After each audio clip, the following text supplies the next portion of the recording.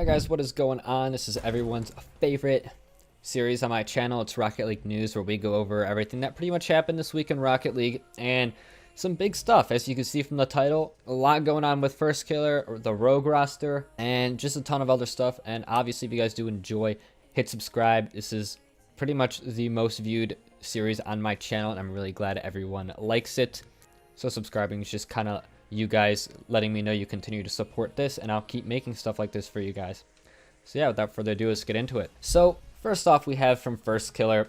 Now I'm gonna start off by saying we don't know if he's joking, we don't know if he's just being an idiot. We really don't know. Remember, he's 15, so let's try to give him a little bit of, you know, idiot points, I guess, to say the least. He said in a chat that someone mentioned that I genuinely think Wonder is more impactful than Kronovi, but that's just my opinion, not saying it's facts. This was after they traded Wonder for Turnturo, and then Firstkiller said, just gotta survive one more season and make another upgrade. Now, obviously, we don't know the full context. There could have been more to the text dialogue that we don't see in the picture, or it could just be something stupid Firstkiller was saying as a joke, and it didn't come out as a joke. The general consensus is that he shouldn't have said it, and even Shock has been commenting disappointed but not one bit surprised. A lot of people are saying that he is kind of toxic, and with that said, it still begs the question, is that really how they feel, or is it just him being a little bit toxic? We even have Kronovi, who came out and addressed the situation about a day later. I'll play the clip for you guys now. And I'm speaking over this because I have to re-render this video. The song that Kronovi was playing in the background not only got copyright claimed, but the video got completely blocked off YouTube. So I have to repost. So basically, all Kronovi said was that they were all good and that it's literally nobody's business what they think of the situation because it's all private conversational stuff. But if you want to see the clip, I'll link them both down in the description below. And you know what? I agree. I actually completely agree with Kronovi. It's really none of our business. It's private stuff, and they want to keep it that way. You know, that's all good. So, as Kronovi said, it seems like it's all good and that there really isn't any drama between them anymore. Perhaps, like I said, it's probably just a dumb joke by Firstkiller. Apparently he likes to be toxic, but I mean, what 15-year-old doesn't on Rocket League? But yeah, I'll let you guys take that as you will, and let's get on to the next one. So next we have on the open qualifiers for Rocket League Spring Series, and a lot of professional players have been expressing their disgust for the open qualifiers, especially Shock, and Shock says only 1 of 5 RLCS teams making it to Spring Series, shows that it's unrealistic, and I'll let you read the rest. I won't read it word for word. You can pause it. But Shock even had to come out with the twit longer. I'll put the twit longer in the description, for it is extremely long, explaining basically everything. And yeah, it is extremely long. And I'll go over the main gist of it. He's basically saying the fact that the open qualifiers was one day, just kind of promoted one team popping off in general, and then that one random team making it, because there was a team full of rank A players and RL 6-mans who actually made it through. And a lot of people, a lot of the pros, they weren't trying to say, hey, this team shouldn't have made it, but they kind of were. Basically, they were saying, hey, this team shouldn't have made it. They aren't even in RLRS, and we should have made it. Which, obviously, that's not what Shock is saying. He did say that he's happy for other teams and that he's glad that, and that he thinks that the team deserved their spot. But at the end of the day, we all do know that there probably wouldn't have been any complaints if they didn't make it. But it does beg the question, is this a good qualifier? Is this a good bracket or not? Does there need to be changed? Does this bracket really promote only who's good on the day and not consistency? I'll leave that up to you guys, I guess. Then we have from Team Endpoint. Endpoint announces that they are moving Nachitao to the bench, which this doesn't mean they kicked him, but it's probably going to happen. Obviously, if Nachitao can get, you know, maybe a contract with another team, he's not going to want to sit on the bench, obviously. But yeah, it looks like Endpoint is looking for a new third, and that's pretty much all there is with that. It was just a quick announcement. And next, we got some big news coming up from Lethamir. Lethamir tweeted out, hey, IBP Cosmic, Kronovi, Gibbs, Sad Jr., and Flipside, Cookser, Markey, and Mike Rules. Remember, this is the OGs of the OGs back in 2015. These were the OG top tier teams in the world, and he said, I challenge you guys to match up for the first time since 2016. $300 up for grabs. Who's in? And let's just say a lot of people want to see this happen. A lot of people. And then he tweeted out a little bit later that day, we've got all the OGs on IBP on board.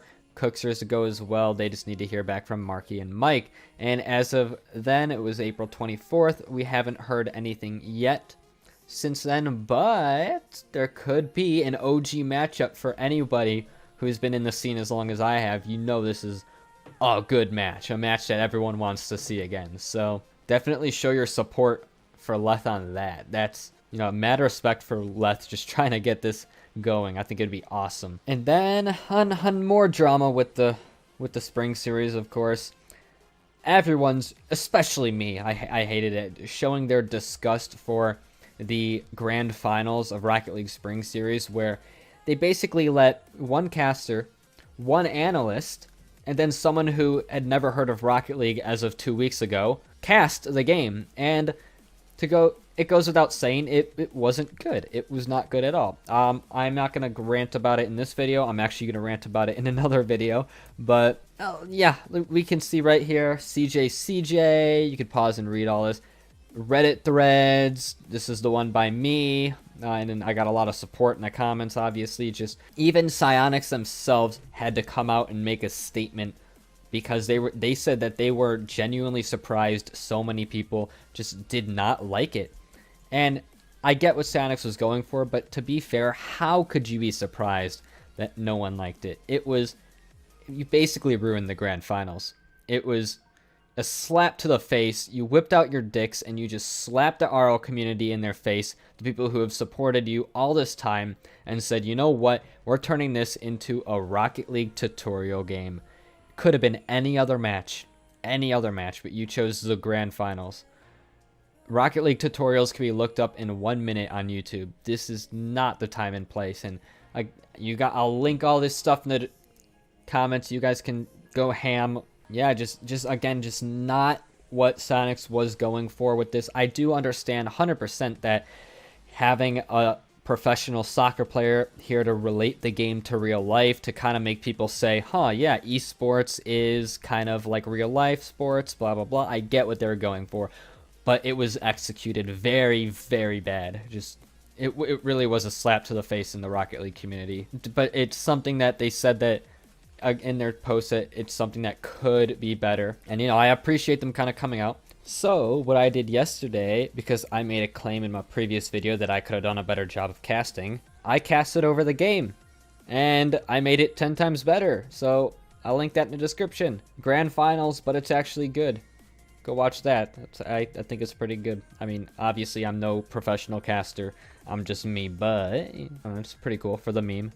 It happened. It is what it is, and it can only be fixed in the future, and things are hopefully going to be better. And then finally, we have which org picked up Vanguard, aka the X-Ghost roster.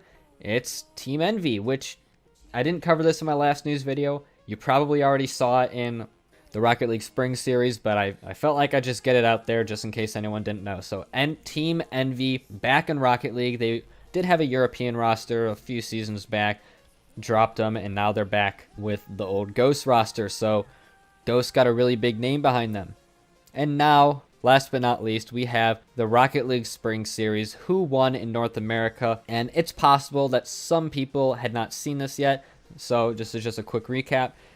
Basically, the ones who made it to the grand finals were G2 NRG, and G2 with a sweep in the grand finals. G2, again, if you haven't seen it, looking like the best team in North America right now. I mean, obviously the best team. They're on a 16-game competitive winning streak, 21 out of the last 22 competitive games won. They're on fire, and they only lost 3 total games the entire spring series. So a complete dominating performance by them. And I know a lot of people are very happy to see G2 win, a lot of G2 fans.